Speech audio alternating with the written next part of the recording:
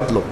اس سے پہلے بھی میں کہا کرتا تھا, آج پھر سے میں ریپیٹ آپ کے سامنے کہتا ہوں, مسلمان کے لیے روزے جو فرض کیے گئے آپشنلی نہیں ہے میرے عزیز, یہ آپشنلی نہیں ہے, اختیاری نہیں ہے, جسے چاہے وہ رکھے جسے چاہے وہ چھوڑے.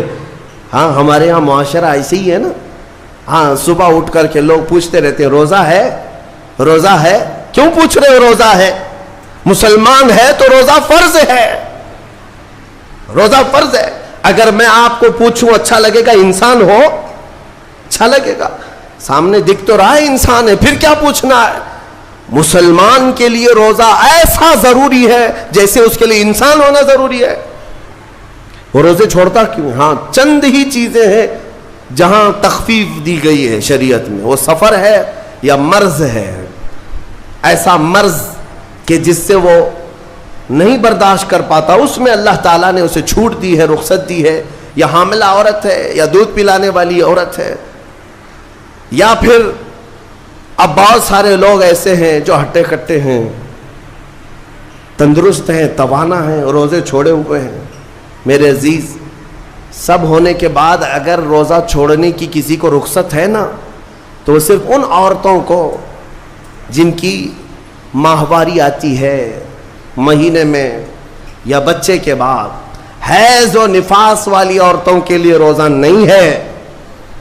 تو میں ان لوگوں سے پوچھتا ہوں, کیا تمہاری بھی ایسی کیفیت ہے جو تم روزہ چھوڑے گھوم رہے ہو؟ ناپاک ہو, ناپاکی آئی ہے؟ نہیں ہے تو پھر کیوں روزہ چھوڑتے ہو؟ ایک روزے کو چھوڑنے کی سزا حدیث میں بتائی گئی 900 سال دوزخ میں رکھا جائے گا. 900 سال. اب کیلکولیٹ کرو, اگر تمہاری زندگی کے روزے قضا ہیں تو کتنے 100 سال جائیں گے. اسی لیے میرے عزیزو, جب تک طاقت ہے روزے فی الحال کے رکھو ہی رکھو. اگر پیچھے کے چھوٹے ہیں تو اسے بھی پہلے کمپلیٹ کر لو, ورنہ قیامت کے دن کی سزائیں نہیں برداشت کر پاؤ گے, بھگت نہیں پاؤ گے. یہ ہم جو بار بار کہتے ہیں آپ کے روزہ رکھنے سے میرا کیا ہے, ہم تنبیہ صرف اس لیے کرتے ہیں کہ قیامت کے دن اللہ تعالیٰ کے عذاب میں گرفتار نہ ہو جاؤ, عذاب میں گرفتار نہ ہو جاؤ. اور ہمارے بزرگوں نے ہمیں تعلیم دی ہے کہ اللہ تعالیٰ جب 11 مہینے کھلاتا پلاتا ہے, اور وہی مولا 1 مہینہ اگر حکم دے, تو یہ کس قدر بندے کی ناانصافی ہے کہ اپنے مولا کے حکم کو پیٹ پیچھے ڈالتا ہے اور پھر کھاتا پیتا رہتا ہے. کیا اسے اپنے رحمان کی رضا کی اتنی بھی فکر نہیں ہے کہ یہ میرے مولا کی رضا ہے روزہ؟ اسی لیے تو اس مولا نے فرمایا روزہ میرے لیے ہے اور اس کی جزا کچھ نہیں, میں خود بندے کا ہو جاؤں گا. الصوم لی وانا اجزا بہ. اور ایک حدیث میں عجزی بھی پڑھا گیا, یعنی روزہ میرے لیے ہے اور میں ہی اس کی جزا ہوں, میں ہی اس کی جزا ہوں. مطلب یہ ہے کہ دوسرے اعمال کی جزا میں جنت ہے, محلات ہے, الگ الگ ثواب ہے, لیکن روزے کے متعلق مولا نے فرمایا میں خود ہی اس کی جزا ہوں. تجھ سے تجھی کو مانگ کر مانگ لی ساری کائنات, جس کا خدا ہو گیا اس کی ساری کائنات. میرے عزیزوں, اللہ تبارک و تعالیٰ اگر کسی بندے کا ہے تو پھر اس کے کیا کہنے. اچھا, ایک اور اس میں حکمت یہ ہے, روزہ جو رکھا جاتا ہے یہ بندے اور اللہ کے بیچ کا راز ہے, دوسرے کسی کو پتہ نہیں. میرا روزہ آپ کو نہیں معلوم, آپ کا روزہ مجھے نہیں معلوم. چہرہ دیکھ کر کے کچھ بھی کہا جا سکتا ہے. ہاں, چہرہ دیکھ کر کسی کا روزہ پتہ چلے گا. آپ کل سحری کر کے نیت کر کے روزے سے آئے ہیں, کسی کی پیشانی پہ تو لکھا نہیں ہے کہ یہ روزے دار ہے. آپ نے کہا ہم نے مان لیا, لیکن حقیقت کیا ہے یہ تم جانو گے, اللہ ہی جانے. بہت سارے تمہارے پاس موقع ایسے آتے ہیں جب ایک ایک گھونٹ نگل سکتے ہو, وضو کے بیچ میں, غسل کے بیچ میں, جب کوئی نہ دیکھ رہا ہو تب چٹکیاں لے کر اندر ڈال سکتے ہو, کوئی نہ دیکھ رہا ہو. لیکن بندے اور مولا کے درمیان کا ایک راز ہے روزہ. اسی وجہ سے ایک حدیث میں ملتا ہے قیامت کے دن جب ایمان والوں کو جمع کیا جائے گا اور جن کی بخشش ہو جائے گی, تو ان میں ایک جماعت ایسی ہوگی جو جنت کی طرف اڑتے ہوئے جا رہے ہوں گے, اور جنت میں پہنچ جائیں گے, کسی کو نظر نہیں آئیں گے, بہت تیزی سے وہ جنت پہنچ چکے ہوں گے. باب الریان ایک دروازہ ہے جو صرف روزے داروں کے لیے، جن کے روزے اللہ کی بارگاہ میں پسند آ گئے، وہ دروازہ صرف ان کے لیے، وہاں پہنچ چکے ہوں گے۔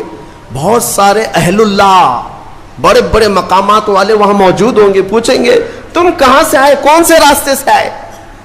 نہ وہاں نظر آئے، نہ راستے میں نظر آئے، یہاں کیسے پہنچے؟ تو وہ کہیں گے کہ اللہ تبارک و تعالیٰ نے ہمیں روزوں کی وجہ سے یہ مقام دیا۔ رب تعالیٰ کی طرف سے ارشاد ہوتا ہے کہ ان بندوں نے دنیا میں جو روزہ رکھا تھا وہ سب سے چھپا ہوا تھا، کسی کو پتہ نہیں تھا روزہ ہے یا نہیں، اس لیے جب میں نے ان کے روزے قبول کیے تو سب سے چھپا کر انہیں جنت کی طرف بھیج دیا۔ وہاں پر بھی یہ جزا دی گئی۔ میرے عزیزوں، فضیلتیں بہت ساری ہیں، سب کو پتہ ہے، لیکن میں جو کہہ رہا ہوں وہ یہ ہے کہ اگر اپنے نفس کو کنٹرول میں لانا ہو تو یہ روزے شرط ہیں۔ ایک صحابی حضور کی بارگاہ میں آئے، جوان تھے، کہا کہ یا رسول اللہ صلی اللہ علیہ وسلم، جوان ہو چکا ہوں، شادی کی عمر ہے، لیکن شادی کرنے کی طاقت نہیں، مال نہیں، اسباب نہیں، کیا کروں؟ شادی نہ کرے تو گناہوں کی طرف چلے جائیں، خواہشات ہیں انسان کی۔ تو جانتے ہیں میرے آقا صلی اللہ تعالیٰ علیہ وسلم نے کیا فرمایا کہ اگر استطاعت ہے تو شادی کر لے، ورنہ روزہ رکھ لے۔ شادی کے بدل ڈائریکٹ کون سی چیز؟ روزہ۔ فرمایا اس لیے کہ روزہ تمہاری شہوت کو ختم کرتا ہے، تمہارے اندر صبر قائم کرتا ہے۔ عزیزان گرامی، حدیث پاک کا یہ مفہوم میں آپ کے سامنے رکھ رہا ہوں۔ تربیت میں میرے آقا نے ان نوجوانوں سے کہا جن کی شہوت غالب ہے، جو گناہوں کی طرف زیادہ جا سکتے ہیں، ان کے لیے فرمایا گیا وہ روزہ رکھیں، کنٹرول میں رہیں گے۔ صرف رمضان کا ہی نہیں، سال میں اور بھی دنوں میں روزہ رکھو تاکہ تمہارا نفس قابو میں رہے، کنٹرول میں رہے۔ میں چند مہینے پہلے کچھ نوجوانوں کی کثرت کو دیکھ رہا تھا جو اپنے جسم کو شیڈول بنانے کے لیے، مینٹین کرنے کے لیے ڈائٹ پلان تیار کر رہے تھے۔ تو اس میں ایک بہت ہی بڑے ڈاکٹر ہیں جنہوں نے ڈائٹ پلان دیا، تو اس میں انہوں نے مینشن کیا کہ ہفتے میں ایک دن بھوکا رہنا چاہیے، صبح سے شام تک۔ وہ نان مسلم ہے۔ میں نے پوچھا تھا کہ یہ آپ کے ڈائٹ پلان میں کس لیے ہے؟ تو انہوں نے اس کی سائنٹیفک وجہ بتائی کہ ہفتے بھر میں ہم جو کچھ بھی کھاتے ہیں، کچھ ایسی چیزیں جمع ہو جاتی ہیں جن کو پگھلنے کا موقع ہی نہیں ملتا، ہم بار بار کھاتے رہتے ہیں، اس پر چیزیں جمع ہوتی رہتی ہیں۔ ایک دن ہفتے میں اگر اپنے پیٹ کو خالی چھوڑ دیا جائے تو فاسد مادے گل کر کے باہر نکل جائیں گے اور صحت ہمیشہ صحیح رہے گی۔ یہ دنیا کہہ رہی ہے۔ میرا مولا بغیر حکمت کے کوئی چیز تم پر فرض نہیں فرماتا۔ جس نے ہمارے جسموں کو بنایا، جس نے ہماری روح کو بنایا، وہی زیادہ بہتر جانتا ہے کہ ہمارے حق میں کیا چیز اچھی ہے۔ اس لیے اے میرے عزیزوں، اب ان نفس کے خلاف جو باتیں میں نے عرض کی ہیں، نوجوانوں، آج تمہارے لیے نہیں، پوری زندگی کا سب سے بڑا چیلنج ہے، سب سے بڑا چیلنج۔ جو اپنے نفس امارہ سے بچ گیا وہ صحیح سلامت دنیا سے چلا گیا، ورنہ موت کے وقت بستر پر روح نکلنے سے پہلے بھی نفس امارہ بہکاتا ہے۔ یہ شیطان کا قریبی دوست ہے، یہ دونوں کی سانٹھ گانٹھ ہے۔ نفس کی اور شیطان کی دوستی بہت گہری ہے، بہت گہری ہے۔ اسی لیے تو شیطان جاتا ہے تو نفس اس کا کام کرتا رہتا ہے، دونوں مل کر کے انسان کو تباہ و برباد کرتے ہیں۔ لیکن اس کے باوجود اگر آپ بچے ہیں تو یہ اللہ کا فضل ہے تم پر، اللہ کا فضل ہے۔ میں بنی اسرائیل کے ایک شخص کے متعلق پڑھا تھا، بڑا عبادت گزار شخص تھا۔ وہ اپنے صومعہ کہتے ہیں جس میں عبادت کرتے ہیں، بنی اسرائیل کا وہ عبادت گزار شخص قریب 80 سال تک عبادت کیا اور باہر نہیں نکلا۔ شہر میں سب سے زیادہ مقبول، ہر ایک اس کے پاس دعائیں کرانے کے لیے آتے تھے۔ اتفاق سے اس گاؤں میں ایک گھر کے 4 بھائی تھے، وہ تجارت پر جا رہے تھے، ان کی تنہا بہن تھی گھر پر۔ چاروں نے سوچا ہم تجارت پر جا رہے ہیں، اپنی بہن کہاں چھوڑیں؟ تو چاروں نے کئی لوگوں سے مشورہ کیا اور بزرگوں سے بات چیت ہوئی تو کہا کہ وہ عابد جو شب زندہ دار ہیں، رات بھر عبادت کرتے ہیں، ان کی نگرانی میں چھوڑ کر، ان کی کفالت میں چھوڑ کر چلے جاتے. وہ چاروں آئے اور اپنی تجارت کا سفر بتایا اور کہا کہ ہماری بہن گھر پہ رہے گی، بس آپ دیکھ بھال کریں. اور وہ تجارت پر چلے گئے. یہ بہت ہی عبادت گزار شخص ہے بنی اسرائیل کا، بہت عبادت گزار. چند دن گزرے تھے کہ نفس نے یہ باتیں باہر لانی شروع کی کہ پتہ نہیں وہ خاتون اندر اکیلی کیا کرتی ہوگی، بھائی بھی نہیں، ماں باپ بھی نہیں. پھر شیطان آیا، کہا ارے کچھ تو خیال کرو، تمہارے پاس امانت دے کر گئے ہیں اس کے بھائی، تم اس سے خیر خیریت بھی نہیں پوچھتے. آپ نہ جانا اس کے پاس، محض آپ اپنی چوکھٹ سے تو اسے آواز دے کر کے پوچھ لیں کیا چل رہا ہے اس کے گھر میں. تو اس عابد نے اپنے سوما کی چوکھٹ پر آ کر اس خاتون کو آواز دی. وہ خاتون اپنے گھر کے باہر آئی، چوکھٹ پر وہ کھڑی رہی. پوچھا کیسی چل رہی ہے، خیریت ہے، طبیعت اچھی ہے. بات چیت ہوئی، اس کے بعد چلے گئے. یہ پہلی بات چیت تھی جس کے بعد اس عابد کے دل میں بات کرنے کا جذبہ اور بڑھ گیا، خواہش اور بڑھ گئی.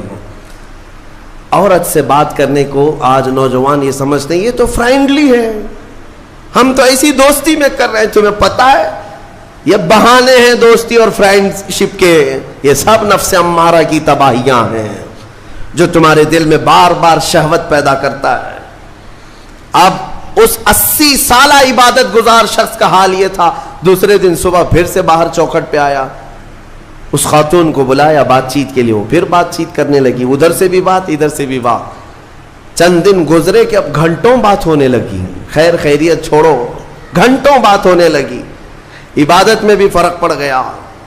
ایک خاتون کی طرف، ایک عورت کی طرف دل کا میلان بڑھتا چلا گیا. یہ نفس ہے، نفس ہے. جہاں پیٹرول ہو اور پھر آگ ہو، ایسا نہیں ہو سکتا کہ دونوں میں ایک بھی ادھر سے ادھر ہو جائے تو آگ نہیں لگے گی، بھڑکے گی نہیں.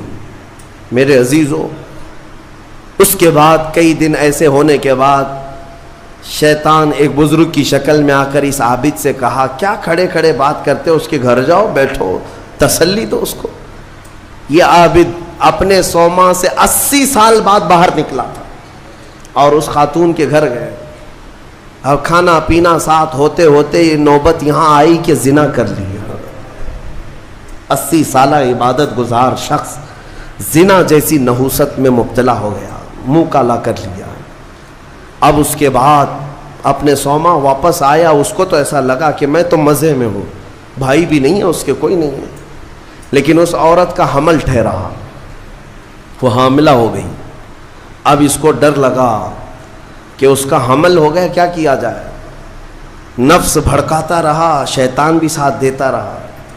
شیطان آیا اور اس نے کہا کہ ایک کام کرو، اس کا گلا گھونٹ کر مار ڈالو ورنہ تمہاری بدنامی ہوگی. یہ عابد اس کے گھر گیا، رات کو اس کے ساتھ تنہائی پا کر کے اس کا گلا گھونٹ دیا اور عورت کو ختم کر دیا. قتل دوسرا گناہ. اور اس کے بعد اسی گھر میں گڑھا کھود کر کے دفن کیا. چوری کو چھپانا پھر سے گناہ. زمین کو صاف کر دیا. واپس اپنی عبادت گاہ میں آیا. جب وہ بھائی اس کی تجارت سے واپس آئے، پوچھا ہماری بہن کہاں ہے؟ تو یہ رونے دھونے لگا. کہا تمہاری بہن بڑی بیمار ہو گئی تھی، علاج کرایا، نہیں بچ سکی، انتقال ہو گیا، قبرستان میں میں نے دفن کروا دیا. اور جھوٹ موٹ ایک قبر کے پاس لے گیا اور کہا یہ تمہاری بہن کی قبر ہے. بھائی روتے رہے، اپنی تنہا اکلوتی بہن کو یاد کر کے واپس آئے. بات یوں ہی گزر گئی، لیکن نفس کی تباہ کاریاں چھپتی نہیں ہیں. یہ کالے کرتوت کبھی پوشیدہ نہیں رہتے.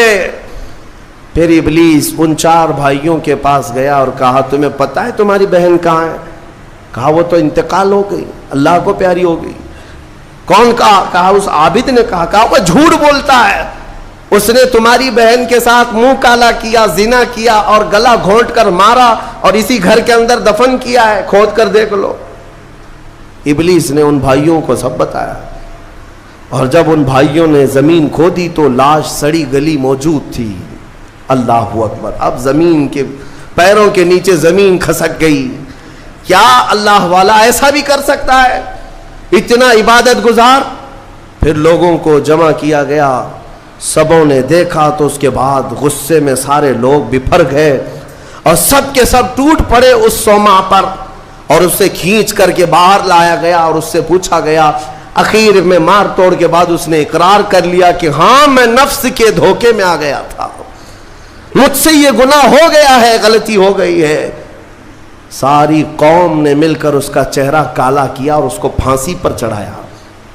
جب پھانسی پر لٹکانا تھا، دنیا تماشا دیکھ رہی تھی، بچے تالیاں بجا رہے تھے، لوگ پتھر پھینک رہے تھے، لیکن اس وقت بھی سامنے شیطان آیا اور اس کا نفس بھی تھا، یہی نفس امارہ ہے۔